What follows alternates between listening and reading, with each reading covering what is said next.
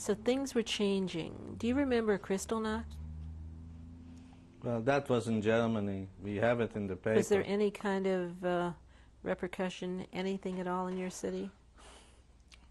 I don't think so. The Polish people, I don't think they changed so much. Like I say, before the Germans came in, they thought it was a good thing. And they were more after the Jews, you know. They thought that this is the day they're going to do something more to the Jews what they did before, and start to be open, because the government itself was not exactly holy people. And they allow it without realizing, you know, what could be. But things changed soon. I mean, soon there were ghettos. Soon first they marched in. Who marched in? The Germans? The Germans.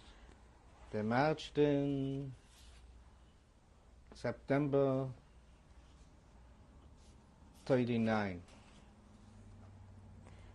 Do you remember the parade? Do you remember September 39. Do you remember the actual watching the march? Yeah, it was funny. I still remember today. You don't forget things like this. I remember we were sleeping. And by us, in Poland, we didn't see a bicycle, a motorized bike, you know, or a car. And they, in the night, maybe about 12, 1 o'clock, and all of a sudden we heard noise. And I waked up my brother and my parents, and here they were, just going in the night like nothing happened. We didn't hear a bomb or anything. They just crossed the border. Was maybe, I think it was by 100, I wouldn't say exactly, by 170 kilometer from, how you call it, from Częstochowa, where they used the black mortar, the big churches there. They just marched in like nothing. Did you go to the windows? Did you see? We were by the window because we lived in the front. It was not hard for us. Some people lived, like I mentioned to you before, they couldn't see nothing. They didn't even know what's going on. And we were really, I mean, this was some surprise. What happened the next day? The next day we went out and they said, they put on some notes, paper notes on the walls, and a lot of other places where they have, used to have like a big, like how you call it, like a stone in every corner or in larger streets. And this was very big, you know, you could put in 3, 4 people on it. And they put on the news there. Because a lot of people, it was hard for them to buy paper, no matter how cheap it was. And we went out, and the note says, nothing is going to change, go back to your work, and everything is going to be fine. But every day, the songs start changing. They make different laws. What were some of the laws? Some of the laws, you cannot go out that late, and you have to listen to the German, whatever they say. In fact, I remember after a week or so, I have a friend. He lived in our street. His name was Vladek. He was Polish. He even talked Jewish. They were so close with Jewish people. They talked. We have a lot of them there in our street. They talk like Jewish, just like us. They were brought up in the same neighborhoods, and it was, you know, like nothing. And they start hollering, stehen bleiben, you know, stop. He didn't understand. For the Jewish people was, it's not exactly the same, but we understood. He didn't stop, and they killed him on the spot, like nothing. That was over. No more questions. No court, no nothing. And like they say, goodbye, Charlie. In the murder, he was the only son. I remember her name, Marisha. It was unbelievable. And what they start doing, as I recall, the Germans, we usually thought they're going to go right after we didn't know who they're going to go after. They start, after a week or two, they start killing the intelligent people, the Polish people. In fact, they killed the president, like the city hall, they call him president. He has a beard, and nobody knew. We thought he's Jewish. And then later on, they washed him off and they found out that he was the president. They were very afraid for the intelligent Polish people.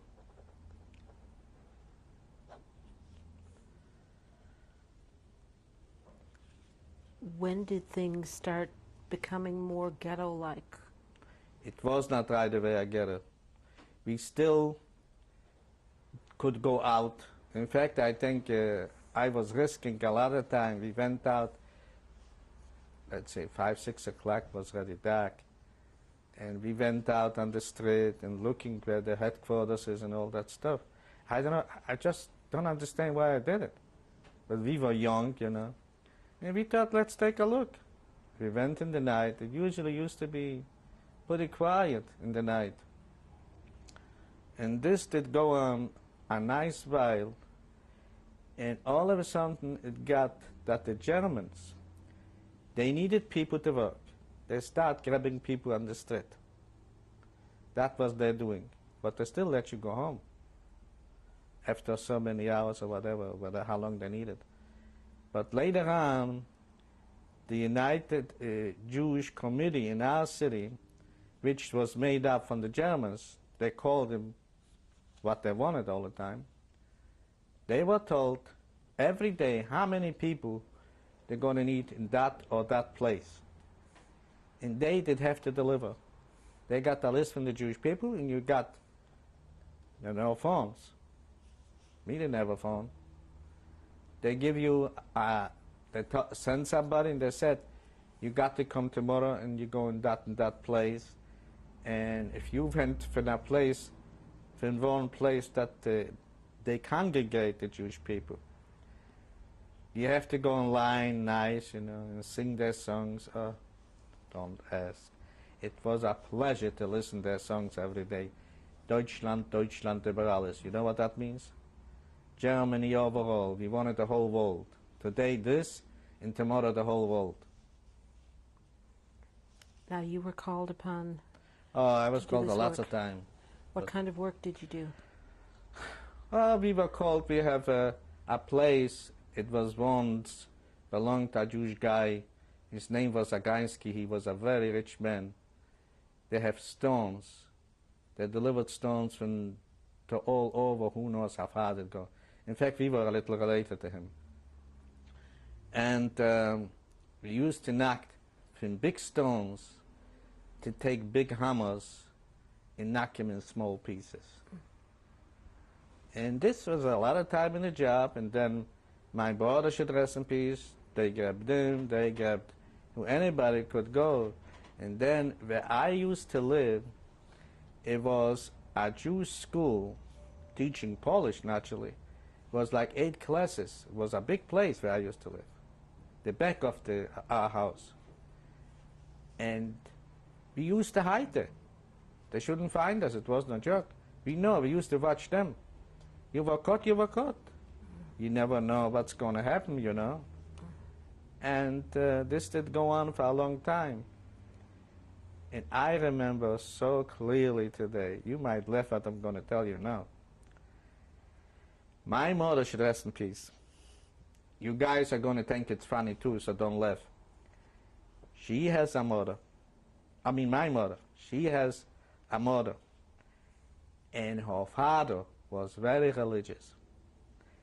He died when my mother was 6, 7, 8, something like this. Before he died, he said he sees the Malach HaMovis, you know, the angel of death. He called together all his kids to say goodbye. And when he saw, like they would tell him it's enough, he went. And she also claimed, when he died, he always was learning, you know. The book closed up. Might sound funny, but that's what she said. And my mother, should rest in peace, she used to be very good in telling dreams. So one time, happened very bad. After all this time, one time they decided to grab anybody. That's again going to be funny. I got up in the morning and I see an old man with a beard, and he said to me, "Get out of the city." Was this a dream? A dream. A dream. And he said to me, "You're going to be caught if you don't. You don't know me, ask your mother and she will tell you who I am." This is really funny. Tell my mother, she said, "Take your coat and get out." How you like that, guys? Where did you go? To the farm. When my parents were brought up, used to go all the time. Right. We walked. I walked. So you went, you left your family. Wait. Take it easy. What it was a risky business. Yeah. Police were all over, and you have to carry all the time the yellow Jewish star. How are you going to go out from the city if you're going to have the Jewish star? I went through police, I took off the star, and I got there to that city, to that farm, walking about 20 miles. They said that time was the Voices' Day. They didn't look who they grabbed. They even grabbed my father, should rest in peace. Somehow he got out of it. This was some day. The farmers, they used to go out to the city, sell the eggs and whatever they brought, potatoes and all that stuff. In fact, it did start getting bad even before the ghetto. But we have people from the farms. We used to make him boots, very good boots, a very good leather. My father would make a pair of shoes for somebody. It would all done 5, 6, 7 years. And you know what they did after that? They took off this, and they sew out to give it the guy to sew up again, and he could wear again for 10 years. So anyway, it was amazing when they came home and they said they never saw something like this. Now you stayed on the farm for a while? I came home after a few days. I Oh. mean, what would I do there? And that was really something that nobody could believe. How would, usually a dream, you got to know how you interpret. But here, most of the time, I know, my kids know too, I tell them sometimes too. My son one time, he is a guy of all trades. You needed soccer. You needed football, he plays football. Anything you want. So he went on vacation. It's too far from this. He went on vacation one time. I saw him fall out from the boat. He came home, I said, "Hey, Stuart, how was it?" "Oh, everything was fine." So what was wrong with the boat? And there was. Yes, you could ask him. See? That's why a lot of time I say, I know I talk a lot of time to God how so many people got killed, But I know how would people know all this, that it comes to me. I know a lot of places, I was tight places, but if I saw my mother, I knew I was in business. Right. See? So then, what went on then? You came back to town. Your father was still working. Yes. You were working. He was still working, and we have to stall. He didn't work anymore for money. He worked for food, potatoes, and all kind of vegetables, like onions and all that stuff. And I got news for you. We have a cousin. I call him Uncle. His wife, should rest in peace, used to came to us and borrow all the time. My mother, should rest in peace, knew she never would give back. How did she get it? But she borrowed all the time. And you know something? Their son lives now, he's a cousin of mine. He lives now in California, a very well-to-do guy. I never mentioned this to him. It was okay when he was a little bit not so rich. I don't know why people do it. In the minute you're going to be a different person if you get well-to-do? I don't get it. That's why I say I used to like reading all the time. Try to understand. That's why I mentioned to you before, I didn't even, after a while, I didn't accuse, I wasn't mad even at the Polish people. They were not educated. So anyway, this did go on until the ghetto. They came up one time. This was March 1940. This order came and they said, all the Jews got to go to this place. You have to pack your things, no matter what, out.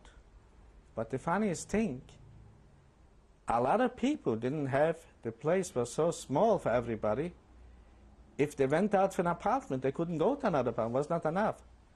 Lucky us, we have a nice apartment, I wouldn't say apartment, it was one kitchen, and my father used to work in that kitchen, should rest in peace, with everything, and we used to have another bed in that kitchen, that the people that were working by us, two slept in this, and if you needed something for somebody to sleep, you used to have this, a big bag, you know, as big as a bed. You put in straw, you lay down on the floor, you were in business, that was Poland. And if not, let's say some people used to come to us from the farm. So they slept by us. 2 chairs was a bed. Nobody was complaining. How you like that? So anyway, they used to bring us, until we went to the ghetto, like I mentioned to you at that date, we got food because of this. Later on, when they sent us, and they got this order, here we have this apartment. 7 people, and we have a friend, a Polish man. He was a shoemaker. He was a good friend of my father. I remember like today, if it was Easter, they used to come for us to give him matzah. They liked the matzah. We were very good friends. They lived next door to us.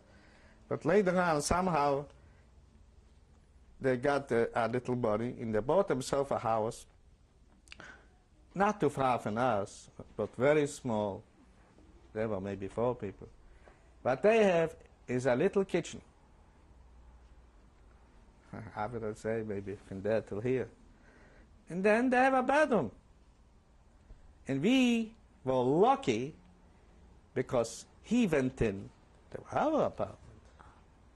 He didn't have to get out. He went into our apartment. He lived like a king. But they made you get out. You would. It was not a question you make. You have to. Yeah. It was an order. If the German give an order, Yeah. there's no question about what you could do. You cannot go protest to Mayor Daley or something like this. So we went there, and we have a problem. It was very hard for us. We couldn't take with much of anything, the furniture there. We took with, the only thing we could take with is leather for my father, should rest in peace, because he needed to fix the shoes. But otherwise, after this, very little utensils. Was nothing where to put it. How long were you in the ghetto? Well, the ghetto, I tell you something about the ghetto. The ghetto was, it started getting very bad. Didn't come in food and didn't go out. And the Polish people used to have guards right between the Polish side and the Jewish side. They couldn't come in. I think in the beginning, they still came to us to pick up boots at the illegally fast. We got something. I'm not sure, I don't remember for sure, but I think. But later on, this couldn't go on. And it started getting bad every day. You went out on the street, people die. You saw skeletons. It was unbelievable. Even the well-to-do people, you know, somehow you start to have to pay big prices for everything. I remember like today, my mother started baking bread to sell, so maybe we could get some bread, you know. It started getting very bad. So they used to take us to work every day, whoever the committee called in the ghetto, so you would have to go. And my brother, should rest in peace, and the next brother, the youngest was too young. What was funny, people just die like nothing.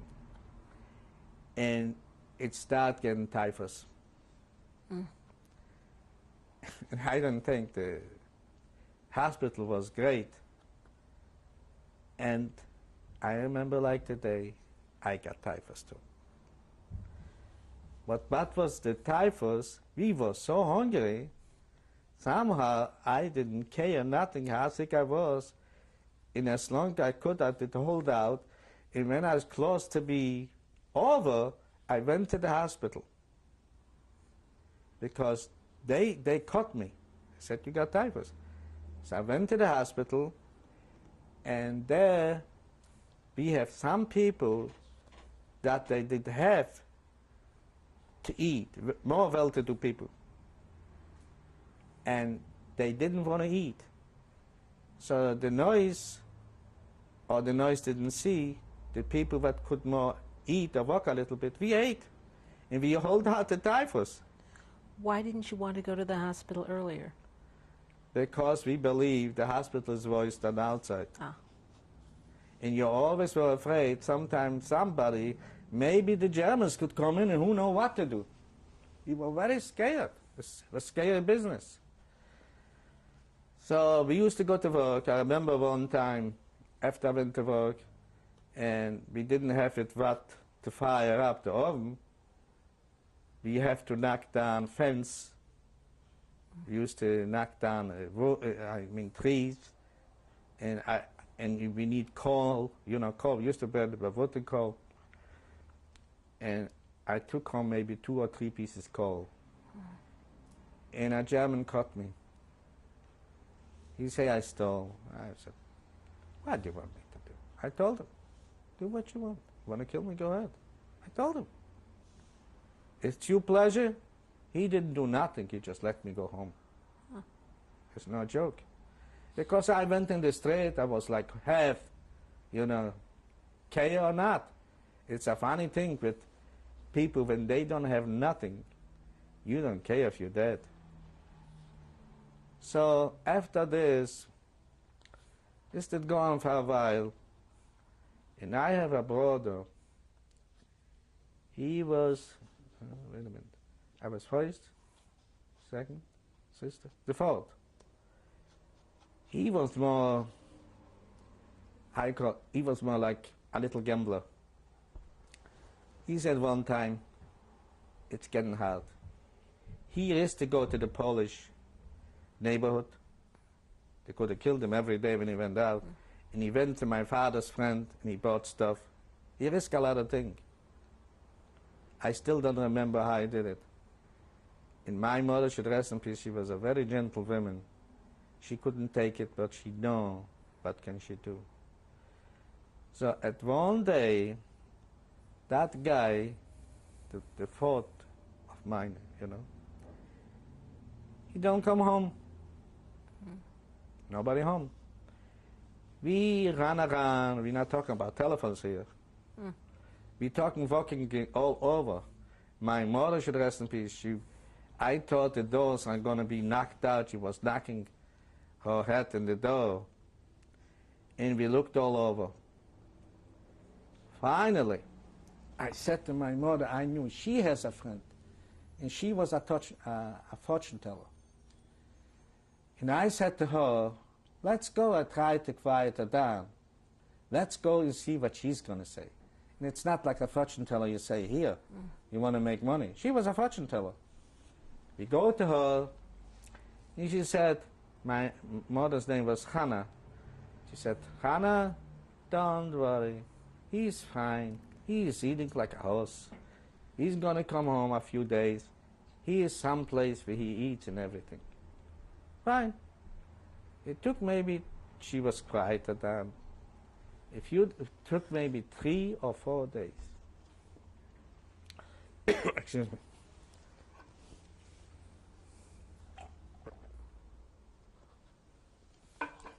He comes home again in the night. Illegal, naturally. He didn't fly in. Comes home with a basket, like the farmers have. Was cheese, butter, everything. But he didn't come home to give us. The farmer give it to him, he should sell it. But we took something, you know. And he said, he feels the best thing if we should come there to the farm, all of us. Because there they know my father should rest in peace, and they know my mother should rest in peace, and that would be the best thing, and we're gonna have all okay. It took us a long time, and we decided we're gonna do it.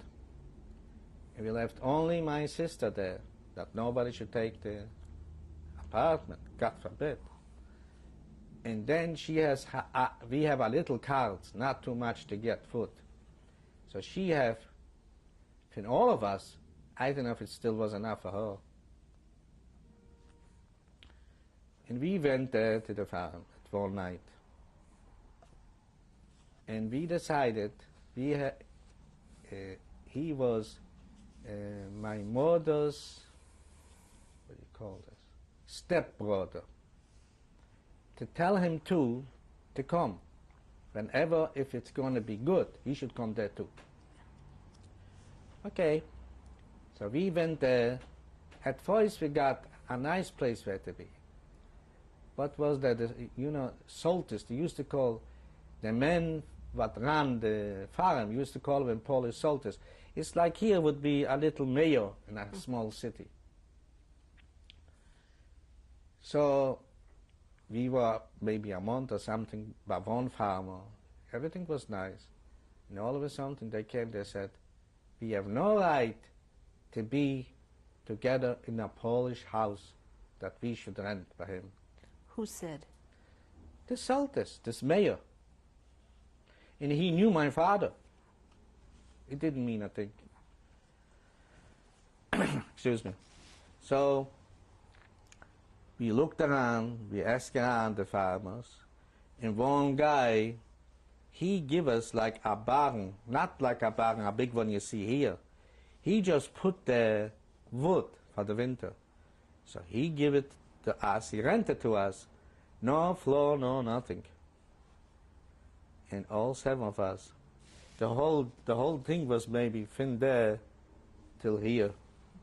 All of us slept and everything in this place. This did go on a while, and then my, how you call it, my mother's brother came, and he helped out. He has so much work. The farmers needed work. Yeah. See? And we were there a nice little while, till one time, what's happened, my father was mostly away. If he went to a farmer, he didn't come home. He did sleep already there with my mother's step brother. All of a sudden, nobody was home. Just me and my mother, should rest in peace. One guy comes in. I don't remember exactly if he was a policeman or just somebody from the mayor's office. Or didn't have an office, he didn't have in his home house, you know. He comes in, we have to go with him, because this highway, the buggy and the horse, and he have a big sled, you know, the wooden sleds like you see in the picture. The Germans, somehow, excuse me, they complained there was too much snow.